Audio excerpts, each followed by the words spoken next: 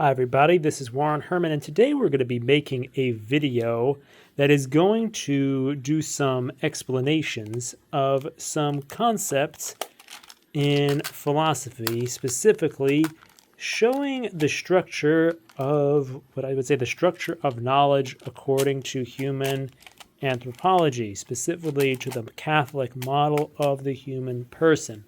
So, what are these blocks doing here? So what I'm going to do with these is I'm going to show some different ways of understanding how to ultimately synthesize knowledge. And so we're going to kind of put these off to the side for a moment. We're going to take these and make them take center stage because I believe that there are three levels at which we can integrate knowledge. There are three levels that integrate knowledge at different giving different emphases to different levels of the human person.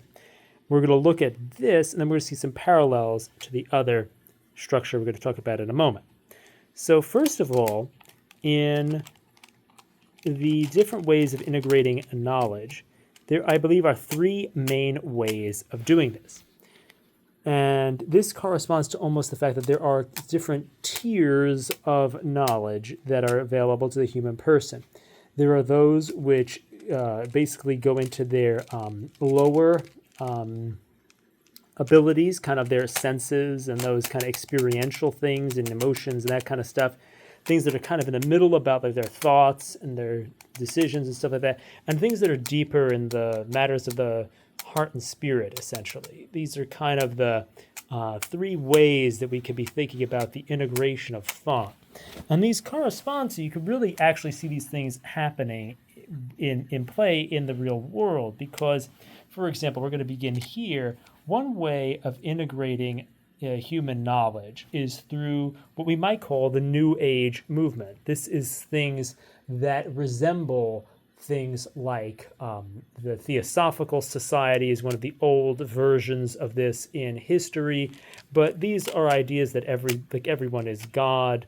And so, for example, you'll see ideas like that kind of equate the varying teachers of the different religions of humanity and say that they're all teaching the same thing, that we are divine in ourselves, that we need to ascend and grow and, evolve into a more conscious species. Any of these type of understandings are kind of found here in this level. And probably the most advanced synthesis of this, I would actually say, is probably some of the models of Ken Wilber. There's probably some other, ways we could talk about some things that Ken Wilber teaches, but probably that he's probably the most advanced synthesis of information at this level. But this is essentially the New Age model of the synthesis of knowledge. The other model we're going to take, so you could kind of bring everything together and kind of level everything out and make all the religions and things of the world agree by saying that they're all saying the same thing, which is the teachings of the New Age movement.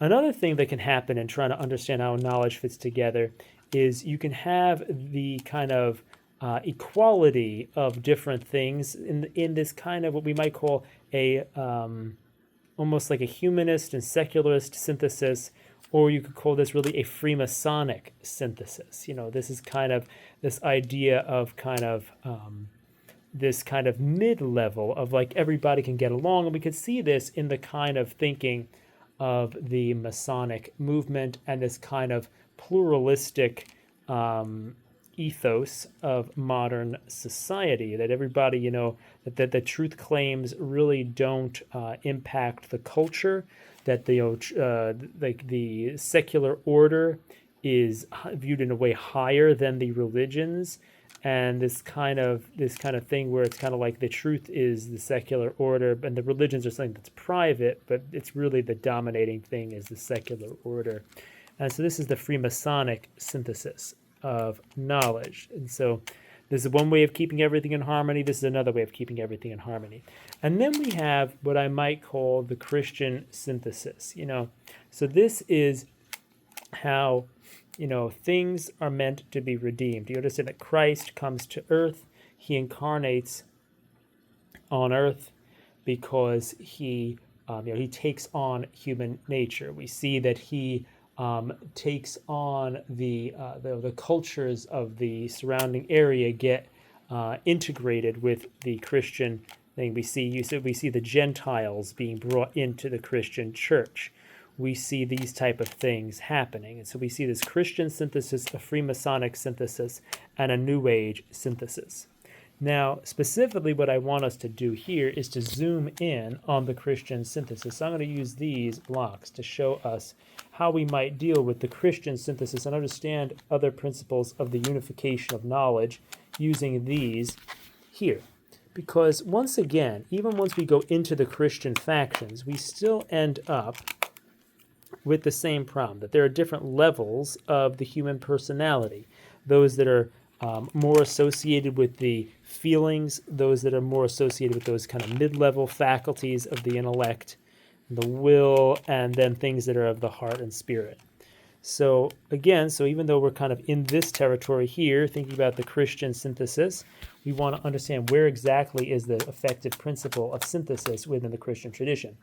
Now, I almost think, what we can think about is for this emotional synthesis, we can really think about this as expressed in, I saw a video one time of, different people coming together in a kind of a Pentecostal worship service, and they were describing how they could, that the Spirit essentially, they were in a way, and other videos echoed this maybe more in a kind of a more of a raw form, this idea that the Spirit, the experience of the Spirit, an experience of closeness, an experience of the Spirit is the unifying feature of the church and is its principle of union and synthesis. And this kind of thing, so we could say, okay, well, really the thing is, the Pentecostals can be united with the Catholics because the Catholics have a charismatic renewal and we all experience the one Spirit. We kind of are all one in the Spirit. So that's kind of a way we can look at this, is that this unity in the Spirit and this unity in experience. And so that's one way I feel like we can kind of, see this kind of unity in spiritual experience, spiritual phenomena. These type of things can be a form of union of the Christian churches. And I don't think that this is the actual way we should do this. Getting closer, we could say, here's the synthesis that I believe you would find as what you would call the Anglican Communion. In the Anglican Communion, you have in Anglicanism, there is this sense of the via media, the middle way between Protestantism and Catholicism.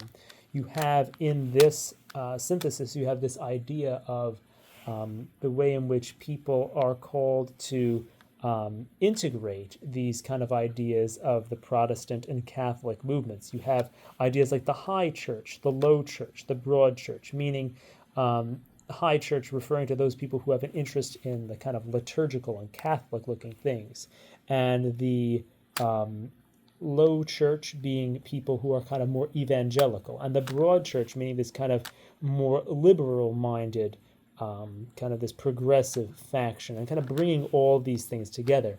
And you can see they try to do this in this kind of middle way between all these factions, try to mush them together. But we see here that this is kind of like it's kind of like a salad bowl. It's not yet it's not really a unified meal here. You haven't brought everything into harmony.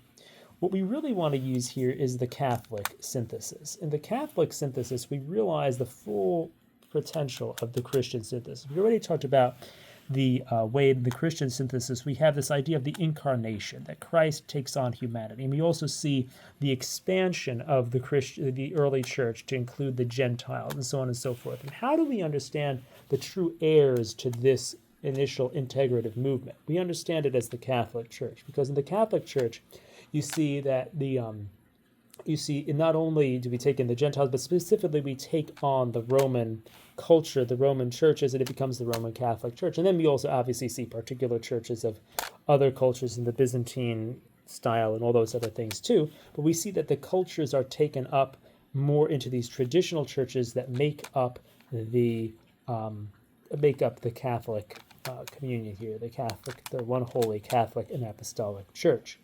And so we see that happens.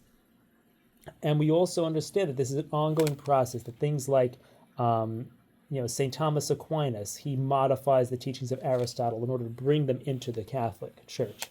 And you see the many other examples of this and how the ideas of other philosophers are taken up by the Catholic Church into the synthesis of all intellectual thought and everything like that. So here's really the way that this looks. We want to understand this kind of parallel. You can kind of see, over all the religions and all these different things, there are,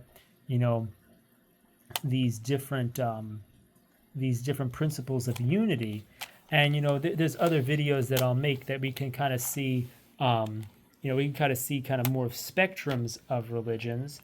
But these are the central ways of finding unity: the New Age movement, this Freemasonic, secularist type of synthesis, the Christian synthesis. And in the Christian synthesis, we understand that we could have the Pentecostal synthesis, the Anglican synthesis, and the Catholic synthesis.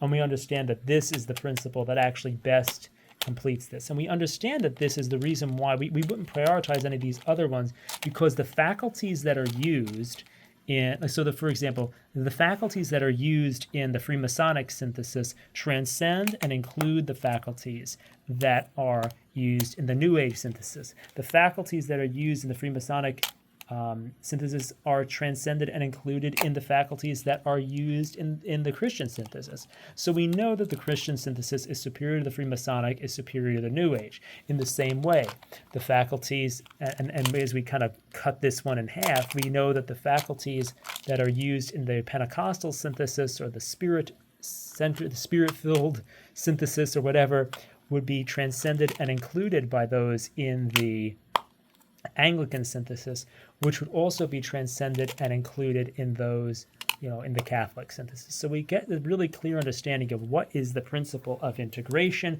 that should be used for knowledge, so that all knowledge can be made into like this one harmonious meal, that all of it becomes, you kind of make it all harmonious with itself, so that these everything gets harmonized with these higher levels, so that everything better makes the human person kind of be in harmony with it. These ideas better feed the human person and make the human person more akin to being another, in harmony with that same emotional and spiritual life of Christ, who was that great exemplar to us of what it means to be fully human.